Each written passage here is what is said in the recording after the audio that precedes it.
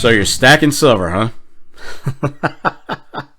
Hey, we stackers may catch hell from those who are down on metals or think we're wasting our money, but I'm about to give you a big reason why we'll more than likely have the last laugh. We're going to talk about that and a lot more, so make sure you stay tuned.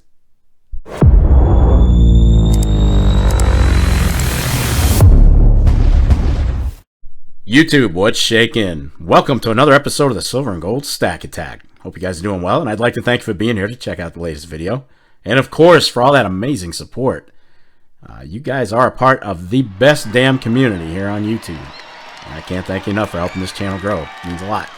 So today, if you can put up with my voice, I've had this annoying dry cough that's killing me and keeping me up at night, and I'm talking through my nose, but I'm going to power through it. And we're going to talk about reasons silver and gold stackers might just get that last laugh when it comes to stacking precious metals. Hey, let's go ahead and roll this thing, guys.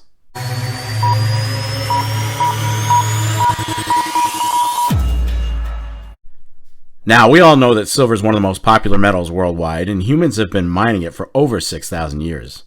The ancient Egyptians actually considered silver to be more valuable than gold, and since silver held such high value in ancient times, it gradually became one of the world's most traded objects.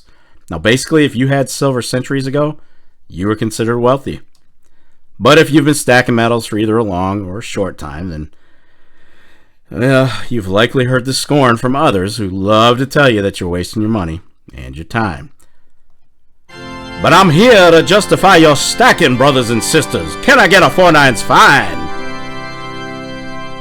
Sorry about that terrible preacher's accent. Anyway, let's start off by going over reasons the majority of the population doesn't believe in silver and gold to a certain extent. Remember, if you are a stacker, you are quite literally only 3 to 5% of the entire population that actively stacks precious metals. Small minority group we are.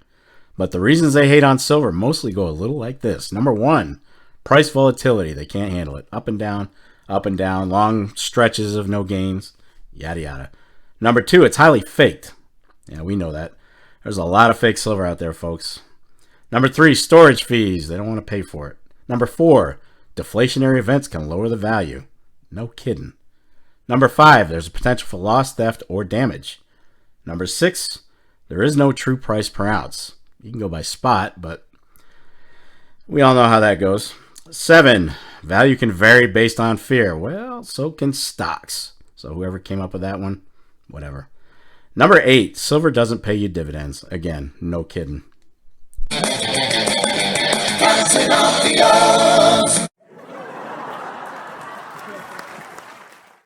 So let's combat those negative reasons with some positives. These are the reasons many of us stack metals. Number 1, for a savings account. Some who couldn't save a wooden nickel can now literally have thousands in metals. Number 2, it's an affordable way to add diversity to your portfolio. Number 3, disposable income is spent on something with intrinsic and retainable value. And that's versus something with none. Number 4, it holds value better than the failing US dollar. I don't care how you look at it, folks. It still holds value better. Number 5, tangibility. When you buy your silver, you're buying something of value that you can immediately hold. And number 6, industrial demands will ensure silver is needed for some time, well into the future.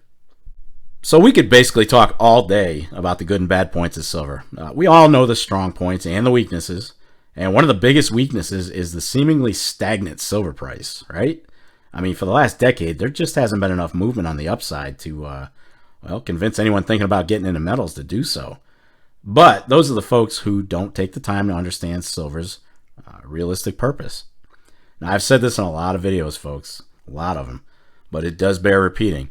If you're quote-unquote investing in silver, you've chosen poorly. I hate to tell you, you've chosen poorly. It's not a great investment. If you bought on the low 40 years ago, 30 years ago, 20 years ago, yeah, you can make some money on it. But the majority of us don't have silver that old. But hey, is there a chance silver could moon in the future? Sure, at some point, right? Even a blind squirrel finds an acorn every now and then. But can we predict if or when? Nope, sure can't. All we have to do is look at silver's price movements from decade to decade, and it's fairly safe to say there's a decent chance It'll be worth more in 20 years from now than what we have into it today. If that's the case, great. If not, well, even if it just keeps up with the times price-wise, and silver's done exactly what I expected it to do, and that's preserve some wealth, in addition to my other investments. That's it. That's my only expectation. So what's that reason I alluded to earlier that stackers might have the last laugh? Well, I'm going to tell you. And this is potentially a huge development if it all comes out. What is it? Well, here it is. Several states are beginning to accept previously approved gold and silver as cash. Yep. They're making moves to remove taxation on precious metals, and they're passing legislation that recognizes gold and silver as legal tender. And that's going to allow citizens, everyday people like you and me, to make transactions using precious metals in place of cash. Now, this, and not the failing fiat dollar, is how you re-inject sound money into the economy, folks. This needs to go. This needs to pass. The debate over whether the federal government should allow this transition is always going to come back to the U.S. Constitution, always. And specifically, that's Article 1, Section 10, which pretty much says, no state shall make anything but gold and silver coin a tender in payment of debts. It's right there.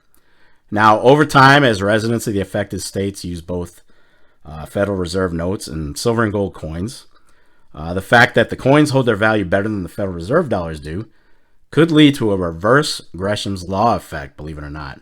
Now, what do we mean by that? Well, let's just simplify it. We'll say that that's where good money, which is gold and silver coins, could potentially drive out bad money, and that's fiat cash. Pretty simple. So an updated list of the states where gold and silver are now legal. All right, these are the ones that have already passed it through. You got Wyoming, Indiana, West Virginia, Utah, Kansas, Tennessee, South Carolina, Arizona, Oklahoma, Missouri, Louisiana, Arkansas, and Texas. Now, that list was effective a little earlier this year, so it might have changed. Now, on a side note, Missouri was in a pending status when that list came out, so kind of go back on that a little bit. I'm not sure if they've gone through with it. So will other U.S. states give in and join the Sound Money Brigade? Well, time will only tell, but a total of 23 more states are at least considering it. The idea is that metals will be valued around spot plus a calculated premium. That's how it's going to work. I'm not exactly sure how they've got it worked out with the details yet, but that could be a great topic for another video. All right. There you have it, guys. Just one of the reasons why stackers could weather the storms of criticism and still come back with the last laugh. Now, all that being said, and taking away the whole states adopting silver and gold as legal tender thing, I was always confident in my stacking strategy, regardless of what happens out there. Stacking doesn't make up an exceeding part of my portfolio, nor should it. I mean, we should never have all of our eggs in the precious metals basket, right? You got to diversify for your future, guys. Got to diversify. Anyway, hope this video gave you a little bit of insight and maybe helps you decide if you're going to continue to stack or start stacking, despite all the kickback out there. Look, follow your hearts. Stick to the strategy you have implemented. Stick with it. That's going to wrap it up for this episode of the Silver and Gold Stack Attack. And if you made it this far, well, kudos to you. I'll definitely catch up with you in the next episode. But in the meantime, you know what's up. What do you want to do with your life?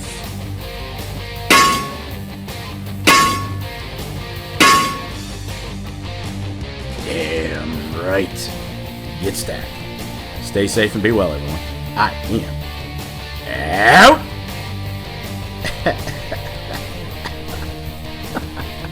Of the damn cough. Peace, folks.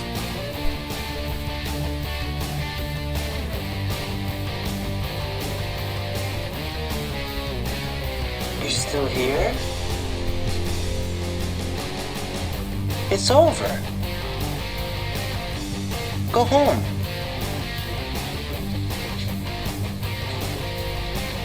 Go.